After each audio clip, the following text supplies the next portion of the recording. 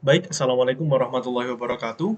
Kami dari kelompok 5 Interaksi Desa Kota kelas E, pada kesempatan kali ini akan mempresentasikan tentang metode identifikasi interaksi desa kota secara spasial.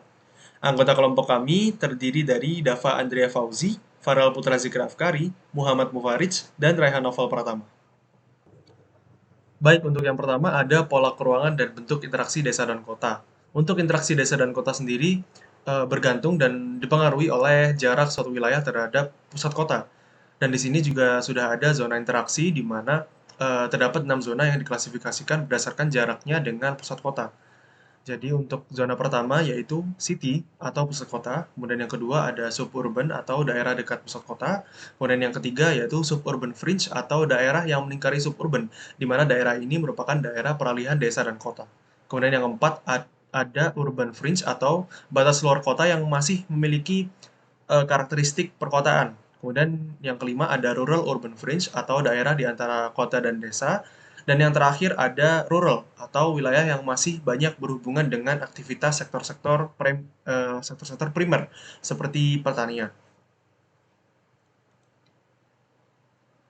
Kemudian, interaksi keruangan desa dan kota dapat berbentuk berbagai macam kegiatan yang melibatkan aliran barang, manusia, informasi, atau modal antara kedua wilayah yang terlibat. Untuk bentuk-bentuk dari interaksi keruangan desa dan kota sendiri dapat dibagi menjadi empat, yaitu yang pertama adalah interaksi ekonomi, yang merupakan interaksi keruangan yang berkaitan dengan kegiatan produksi, distribusi, konsumsi, dan pertukaran barang atau jasa antara desa dan kota. Yang kedua ada interaksi sosial budaya, di mana interaksi sosial budaya ini adalah interaksi keruangan yang berkaitan dengan kegiatan komunikasi, pendidikan, hiburan, agama, atau seni antara desa dan juga kota. Kemudian yang ketiga ada interaksi politik administrasi, yaitu interaksi keruangan yang berkaitan dengan kegiatan pemerintahan, pembangunan, perencanaan, atau pengawasan antara desa dan kota. Dan yang terakhir ada interaksi migrasi atau interaksi keruangan yang berkaitan dengan perpindahan penduduk secara permanen atau sementara antara desa dan kota. Kemudian untuk menghitung kekuatan interaksi atau hubungan antara desa atau kota atau desa dan sebaliknya dapat menggunakan rumus yang dikemukakan oleh W.C. Reilly, yaitu dengan cara jumlah penduduk wilayah A dikali dengan jumlah penduduk wilayah B lalu dibagi dengan kuadrat dari jarak antara wilayah A dengan wilayah B. Kemudian untuk menghitung indeks konektivitas dapat menggunakan rumus yang dikemukakan oleh K.J. Kensky dengan cara jumlah jaringan jalan dibagi dengan jumlah kota dalam satu wilayah. Baik, selanjutnya ada faktor-faktor yang mempengaruhi timbulnya atau terjadinya interaksi antar wilayah, di mana menurut Edward Ullman terdapat tiga faktor yang mempengaruhi terjadinya interaksi antar wilayah, yaitu regional complementary, intervening opportunity, dan spatial transferability. Untuk regional complementary ini artinya timbal balik, jadi hubungan timbal balik, di mana suatu wilayah ini dikatakan saling melengkapi jika sebuah wilayah yang memiliki kelebihan sumber daya dan dia mampu memenuhi kebutuhan wilayahnya sendiri, kemudian juga memberikan surplus kepada wilayah lain. Artinya, kedua wilayah tersebut memiliki hubungan timbal balik tanpa adanya pihak ketiga yang membatasi hubungan tersebut.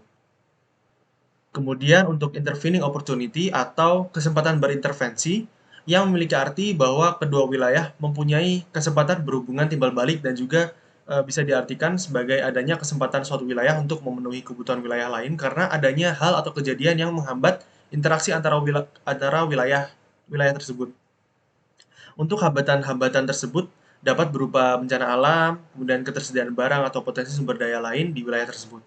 Kesempatan untuk berintervensi ini terjadi saat suatu wilayah memiliki wilayah alternatif dalam memenuhi kebutuhannya, baik karena jarak, biaya, dan ketersediaan barang yang dimiliki. Kemudian yang terakhir ada special transferability, di mana special transferability ini dapat diartikan sebagai kemudahan transfer atau perpindahan manusia, barang, atau informasi dalam ruang yang sangat bergantung pada faktor jarak, biaya angkut atau transport, serta kelancaran transportasi, di mana semakin tingginya tingkat kemudahan transfer atau perpindahan, maka semakin besar pula pemindahan arus komoditas yang terjadi antar wilayah. Kemudian upaya atau usaha pemerataan pembangunan diatur dalam UU Nomor 32 Tahun 2004 tentang otonomi daerah dengan mempertimbangkan kemampuan pembangunan daerah yang bersangkutan. Salah satu upaya yang telah dilakukan yaitu pengembangan wilayah perbatasan. Strategi penggalian mendalam mengenai karakteristik potensi wilayah, kondisi sosial dan budaya, ketersediaan sarana prasarana, serta kebijaksanaan dan strategi yang tepat dalam pengembangan. Pembangunan perdesaan yang terpadu berbasis sektor usaha pertanian. Saat ini masih banyak terjadi overlapping atau tumbang tindih antara program dan proyek instansi pada setiap pemerintahan. Upaya selanjutnya yaitu pemerataan dalam bidang pendidikan pada daerah 3T. Salah satu bentuk program yang telah dilaksanakan yaitu Sustainable Education Based Program yang memiliki beberapa program yaitu pengembangan kurikulum, model pembelajaran, tenaga kependidikan, dan infrastruktur dan pendanaan. Program ini bertujuan dalam pemberdayaan sumber daya manusia agar lebih terampil dalam mengelola potensi alam yang ada di daerah 3T. Salah satu kebijakan yang telah dilaksanakan yaitu kebijakan zonasi pada penerima siswa baru. Kemudian, upaya yang selanjutnya yaitu pengalokasian dana desa. Proses ini meliputi proses perencanaan, penyusunan anggaran, persetujuan anggaran, pengawasan pelaksanaan proyek, pelaporan, evaluasi, pengawasan eksternal, dan keterlibatan masyarakat.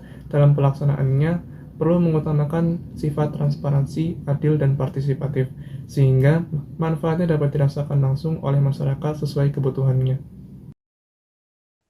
Oke, selanjutnya yaitu dampak interaksi desa dan kota. Interaksi antara desa dan kota memiliki dampak yang signifikan pada berbagai aspek, yaitu aspek sosial, ekonomi, budaya, dan lingkungan. Dampak yang ditimbulkan dari interaksi desa dan kota dapat berupa dampak positif dan dampak negatif. Berikut dampak yang dapat dihasilkan dari interaksi desa dan kota, yaitu ada dampak positif pada desa, lalu ada dampak positif pada kota, lalu ada dampak negatif pada desa, dan dampak negatif pada kota. Yang pertama yaitu dampak terhadap desa. Terdapat dua yaitu dampak positif dan negatif. Dampak positifnya yaitu terdapat bertambahnya pengetahuan penduduk desa karena tersedia sarana dan prasarana pendidikan yang memadai. Lalu ada wilayah desa yang semakin maju. Selanjutnya itu kesenjangan ekonomi wilayah semakin berkurang. Aksesibilitas wilayah desa semakin mudah karena tersedia jalur transportasi yang memadai. Dan yang terakhir pendapatan masyarakat desa yang meningkat. Selanjutnya yaitu dampak negatif. Dampak negatifnya yaitu terdapat terjadinya perubahan profesi masyarakat khususnya di bidang pertanian. Selanjutnya yaitu memudarnya tradisi desa akibat masuknya budaya kota dan perubahan tata guna lahan di desa. Selanjutnya yaitu dampak terhadap kota. Dampak positifnya yaitu mendapatkan kebutuhan bahan baku yang berasal dari desa. Selanjutnya yaitu meningkatnya jumlah tenaga kerja. Lalu ada kebutuhan pangan yang terpenuhi. Selanjutnya yaitu dampak negatif, yaitu terjadinya urbanisasi yang menyebabkan kepadatan penduduk di kota. Lalu ada perubahan lingkungan karena alih fungsi lahan untuk permukiman. Selanjutnya yaitu muncul kawasan kumuh akibat perpindahan penduduk. Lalu munculnya kesenjangan ekonomi penduduk di kota. Selanjutnya yaitu sistem transportasi sebagai penghubung. Sistem transportasi merupakan jaringan transportasi yang digunakan untuk menghubungkan antara wilayah ke satu wilayah lainnya. Pada interaksi desa dan kota, sistem transportasi berfungsi sebagai penghubung antara desa dan kota. Sistem transportasi berperan penting sebagai penghubung antara desa dan kota karena memungkinkan pergerakan barang, orang, dan sumber daya antara desa dan kota. Selain itu, sebagai sarana pendukung aktivitas perekonomian pada pedesaan pula. Berikut contoh sistem transportasi yang dapat menghubungkan antara desa dan kota, yaitu transportasi umum seperti bis, angkutan umum, minibus, dan lain-lain. Selanjutnya yaitu jaringan jalan, dan yang terakhir yaitu transportasi air, berupa kapal. Selanjutnya yakni studi kasus sektor unggulan dan interaksi antar wilayah pada kawasan strategis nasional yakni perkotaan Mebidangro. Mebidangro merupakan kawasan strategis nasional yang tersusun atas kawasan perkotaan Medan, Binjai, Deli Serdang, dan Karo. Rencana tata ruang kawasan Mebidangro disusun sebagai alat operasionalisasi RT/RWN dan alat koordinasi pelaksanaan pembangunan kawasan metropolitan. Penetapan kawasan ini berorientasi pada kegiatan ekonomi, sehingga diperlukan integrasi dan interaksi dari masing-masing wilayah untuk saling mendukung dan memberikan kontribusi positif dalam mendukung pembangunan. Perbedaan kebutuhan antar wilayah dan keterbatasan sumber daya mencerminkan adanya kebutuhan akan interaksi dalam kawasan Mebidangro. Selanjutnya, metode penelitian. Terdapat dua analisis yang digunakan, yakni analisis sektor unggulan dan analisis hierarki serta interaksi antar wilayah. Untuk analisis sektor unggulan menggunakan analisis LQ, analisis shift share, serta analisis tipologi klase.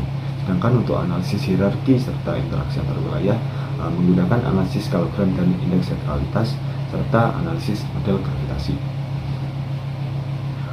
Untuk analisis sendiri, yang pertama kita perlu mengetahui delineasi dari kawasan Medan Road, yakni tersusun atas 4 kawasan kabupaten dan kota, yakni Kota Medan, Kota Binjai, Kabupaten Deli Serdang, dan Kabupaten Karo.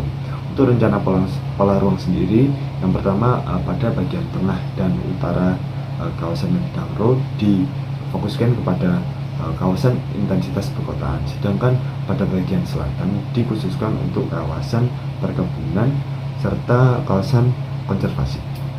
Lalu untuk rencana struktur ruang sendiri, direncanakan adanya pertumbuhan pusat-pusat baru terutama pada bagian tengah dan utara kawasan Medan Road di luar kota Medan, yakni pada Kota Binjai, Kabupaten Karo, dan Kabupaten Deli Serdang.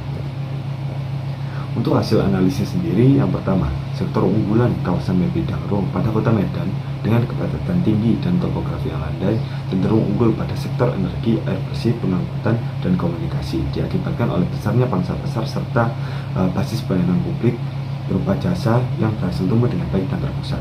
Untuk Kabupaten Deli Serdang unggul pada sektor pertanian dan industri, diakibatkan dengan luas dan ketersediaan lahan yang besar. Lalu untuk Kabupaten Karo memiliki diversifikasi sektor unggulan pada sektor pertanian, bahan makanan, dan peternakan. Wilayah Kabupaten Karo memiliki tanah yang subur serta iklim yang cocok bagi tanaman hortikultura dan buah-buahan. Selain itu, didukung dengan keberadaan sektor jasa dan perhotelan melalui keberadaan destinasi wisata. Untuk Kota Binjai unggul pada sektor industri seiring dengan sektor keuangan dan sektor pertanian serta pengangkutan yang berjalan secara timbal balik. Untuk hasil analisis selanjutnya, yakni hierarki wilayah di kawasan Medan Road. Ini terdapat 8 kecamatan termasuk dalam Orde 1, yakni wilayah dengan fasilitas terlengkap, kecuali pada Kabupaten Karo, yakni Kecamatan Gunung Meriah. Lalu ketidakmerataan jumlah dan jenis pelayanan di kawasan Medan Road diakibatkan oleh bagian selatan kawasan yang dominan bergerak sebagai kawasan lindung, konservasi, dan pengembangan pariwisata. Juga melihat dari kondisi fisik geografisnya, yakni topografi. Hasil analisis sendiri juga menunjukkan bahwa Kecamatan Percut Zaituan menjadi wilayah dengan hierarki tertinggi dengan kapasitas pertumbuhan dan pembangunan sektor-sektor produktif pada kuantitas yang besar.